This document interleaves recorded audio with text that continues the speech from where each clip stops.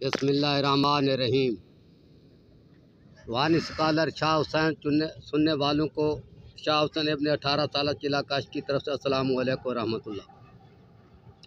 मुअज़्ज़ज़ सामीन कराम, इस वीडियो में हम आपको करीबी तल्लुकात, शादी की कोशिश, दोस्ती की कोशिश, मुहब्बत के लिए सन 2022 के इल्म नजूम के लिहाज से इंतहाई तहकीक तजर्बा शुदा खसूसी औकात लिख कर दिखा रहे हैं, बता रहे हैं।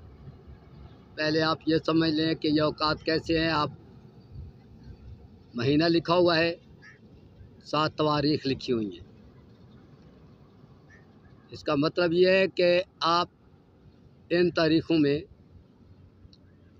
हमेशा किसी अज़ीज़ दोस्त को या किसी को फ़ोन करेंगे या लोगों को तोहफे देंगे, कोई चीज़, यानी जैसे आम दोस्त या कोई आदमी एक दूसरे को तोहफा लेता देता है, या लोगों से मुलाकात करेंगे।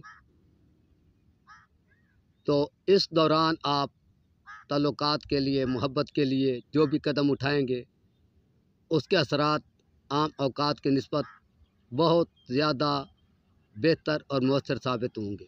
और आपकी कोशिश हमेशा, अगर आप इन औकात में कोशिश करेंगे, इंशाअल्लाह आपके ताल्लुकात मज़ीद गहरे से गहरे होते चले जाएंगे, इख्तलाफ पैदा कभी नहीं होगा। ये एक अलग बात है कि कोई किसी को जबरन कंट्रोल करता कराता है, तो अलग मामला है। तो मोहब्बत के मामलात में कुछ चीज़ें ऐसी भी हैं जो मैं आपको पर वाज़ा करना चाहता हूँ, क्योंकि हमारे माशरे में जहालत है, रूहानी इल्म का नाम निशान नहीं है, नफ्सियात का इल्म बहुत कम है, सिर्फ महर नफ्सियात के पास है, आम नहीं है। इसकी बजाय तो हम परस्ती का इल्म आम है कि ये पढ़ो ये हो जाएगा, ये पढ़ो ये हो जाएगा, ये पढ़ो ये हो जाएगा। ये सब तो हम परस्ती है। पढ़ाई से कुछ नहीं होता, होता है पढ़ाई के साथ अमल से। असर अमल में होता है, समझ आए? पढ़ाई में असर नहीं होता। एक आदमी गर्मी में बैठकर पढ़ाई करता है, गर्मी का असर होता है, और गर्मी के टाइम जब वो ख्यालात करते हैं उसका असर होता है।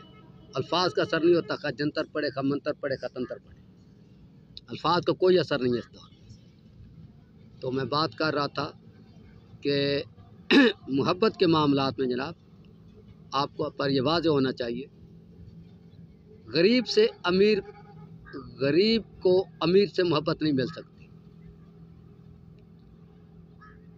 ज़्यादा उम्र वाले को कम उम्र से मोहब्बत नहीं मिल सकती। नहीं मिल सकने से मतलब ये है कि अक्सर ऐसा नहीं हो सकता, कभी कभी हो भी जाता है तकदीर, लेकिन अक्सर ऐसा नहीं हो सकता। दूसरी बात, तोयब सेक्सी से किसी अहले ईमान को मोहब्बत नहीं मिल सकती, पता होना चाहिए।